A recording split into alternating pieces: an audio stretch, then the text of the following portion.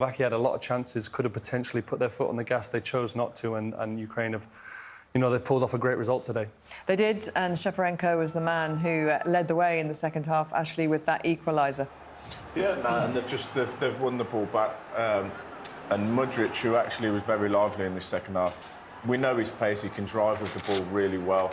We've highlighted Shaparenko, who, like every good attacking midfielder, gets himself into the box. And then it's a little bit of... He kind of stands still. It's a really clever ball from Zinchenko, and it's really poor from Skriniar, who I'm a fan of. I think he's a really good centre-back. But when this ball goes out wide, he should now... He's had a little check, but now he should be... He sees him again, and then just kind of switches off. But it's the quality of the delivery, because he doesn't just smash it in, he actually plays it into his feet, and it is difficult. It's difficult for the goalkeeper, and it's difficult for Skriniar to get back up and tight to that, but that is what he has to do, because in the end he's marking nobody. But that is the kind of quality that they've been lacking right up until that point. Lovely calm finish, that. Lovely calm finish. You can lash at that, if you're not... It's a big moment for his country, that the cutback from Zinchenko. Like I say, he's not lashed at it. He's timed the ball. He's given Dubravka absolutely no chance. It was a really important moment. And then the winner from Yaremchuk, obviously he's now their top scorer at the Euros as well, with 3 goals. Was there any question here that the keeper should have done better? Start with you, Joe. Yeah, it's some good football. That's an incredible touch. Dubravka's got to wait to see what he does, whether he can... If the touch is big, he can come and claim it. So through the air here, his thought process is, can I come, can I come? No, he'd have had to spear him at waist high. That's a great touch. But Dubravka's going to be really, really disappointed with what happens next. Once the ball's brought down, he's 80-20 in his favour. If he stands big or makes a long barrier cricket-wise, but he ends up doing absolutely nothing really. And he actually quite worried that the ball could hit him at some point. He's got himself out of the way of the ball. Yeah. He needs to make himself bigger. He's going to be very disappointed with that. Here, it's in his favour. If he stands, we saw Donnarumma making saves yesterday. Morata getting through, tough angle, but Donnarumma stood big. Right. Do you think he thought Yaremchuk was going to kick him or something? Or it's an unbelievable touch.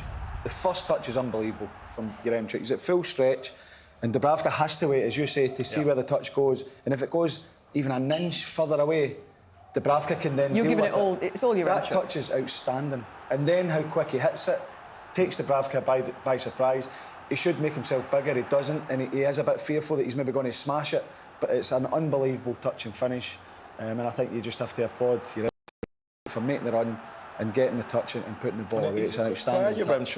Well, I think they really missed him in that first game with Yarmolenko, and you could see the difference. And it's sometimes the game. It was because it was.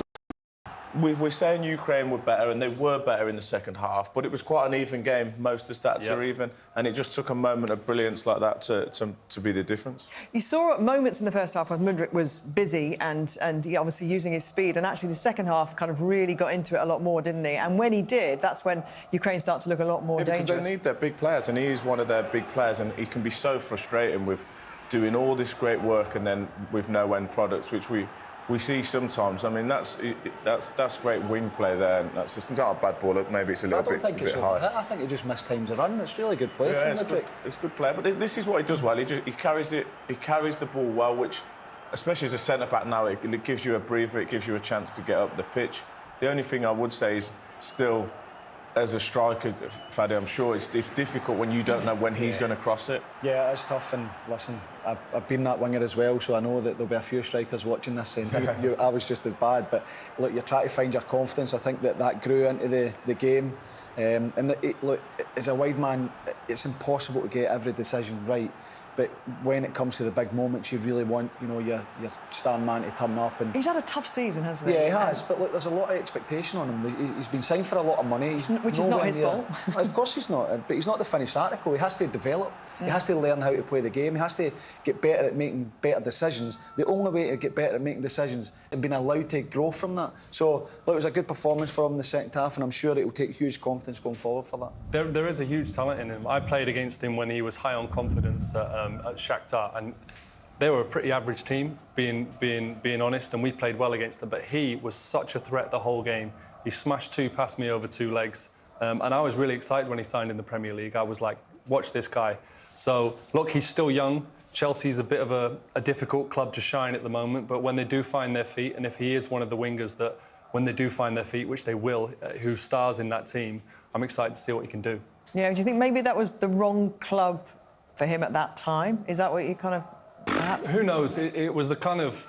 It's not gone well for anyone, really, apart from Cole Palmer, so that's just being brutally honest. But they are trying to build a foundation. He's, like I say, a young player, signed a big, long contract. But anything that I've heard about him is someone who wants to improve, wants to work hard, always out doing shooting. So, look, if the talent is in him, it's just whether they can get it out of him in the Premier League. If he continues to grow with confidence in this tournament, it won't do him any harm at all, will it, if Ukraine progress out of the group and get into the knockout stages? Let's go back to the first half, because it was all Slovakia, really, in the first half, wasn't it? And they were very impressive. They got the goal as well, which, of course, Schranz was his second goal of the tournament, scored the winner against Belgium. Yeah, no, I think they had a very good first half. They kind of picked up from where they were against Belgium. And as I said at half-time, it's really poor from an experienced defender in Zinchenko, but Schranz has got his 2 goals now, and he's taking it well because he sees it a little bit late, but like all good strikers do, head it down into the ground, because you can see why, because it's difficult for the goalkeeper to get down there with the bounce. But they was in control. I think Joe's hit the nail on the head. They were in control. And I think that they probably just, at some point in the game, decided we're OK with a point here, and then they ended up getting stung. Was it also a case of, you know, that energy that it takes to play the way they play? You know, you change personnel, the energy levels drop off a little bit. It's hard to be that intense for 90 minutes. Yeah, I think that could be, but I think the majority is they were in a good position. They don't have to go and continue and maybe use the same energy. Maybe they're looking at saying, not job done, but they're quite happy with the situation they're in. There was a slight drop-off, but I think you have to credit Ukraine. They come back into it, showed more energy, more urgency, and got the reward. Let's have a look at the difference in the first and the second half, actually, in terms of, well, possession. First of all, I think we're going to see. There we go. The first half for Slovakia, 56, second half, 41. It's just the game flips, doesn't it?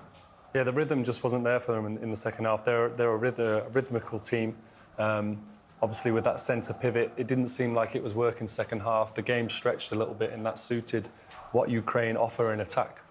Mind you, they had 71% possession, I think, in their first game. Ukraine didn't score a goal and they had 2 shots. So I'm not sure it tells us the full picture, but you could definitely see that with the energy, couldn't you? Slovakia's chances were there, weren't they? And, you know, they could have got their winner in the first half. They could have converted a few. Yeah, they played well and they created chances, and they'll be probably frustrated when they do their analysis meeting tomorrow or whenever that they couldn't have put another chance away and saw the game out in the first half. That's a great run. I'm not sure he can do much else apart from the strike. But they've got talented players going forward, and they play with a little bit of creativity. Realistically, that's a great save. He couldn't have put it anywhere else. Maybe that one is a bit more routine for the goalkeeper, but they had their chances, Slovakia. Down the left-hand side, I thought they was able to create whenever they wanted. That's a big moment for half-time, keeping it at 1, allowing them to come out. Yeah, that was an important save, but as you're saying there, Ash, it just felt like they felt like they were doing enough in the game to just keep creating chances, but it just doesn't work like that, especially when you know, Ukraine had everything to play for and they were never going to just lie down. OK, shall we hear then from the Ukrainian manager, Serhei Rebrov? Bro, congratulations with the win. Very dramatic game, very emotional. What are your first impressions?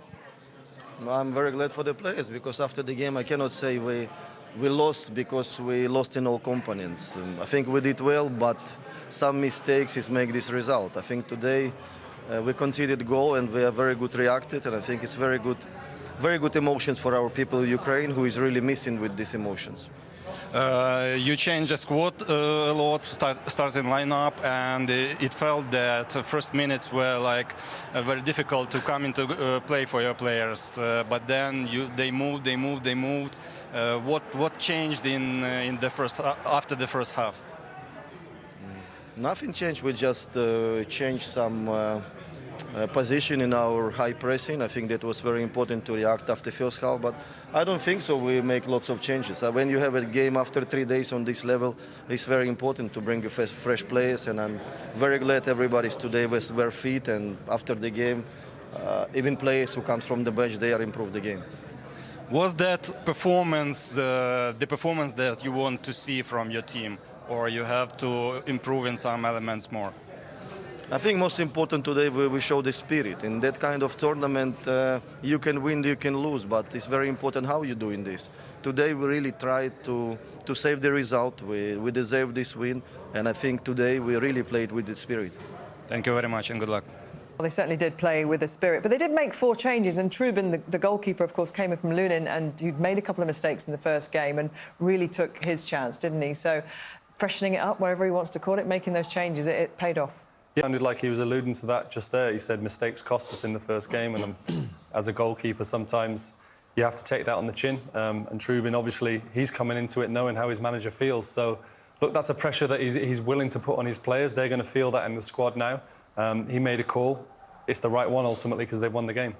And Slovakia, who had 1 foot in the knockout stages, didn't they, at half-time, have now got to look over their shoulder, see what's going on in other results, and potentially, obviously, take it down to the final game against Romania, where they'll be frustrated, because as well as Ukraine did, they was in cruise control, so they could have got themselves through, really. And now they've got to play a Romania team that were firing on all cylinders. So it's funny how these Euros are going, whereas you're planning for the last game, but you can't really, because you've got the middle game, and then the tables are turning. So I don't think you can look that far ahead of the next game. Also, it feels like, you can't really kind of write anybody off or either think that anybody's a dead cert, because that was the 4th team, or the 4th match where the team came back from conceding the opening goal to win, which has happened 4 times, obviously, in this tournament, 4 times in the whole of Euro 2020. So it does feel like a kind of tournament where anything can happen.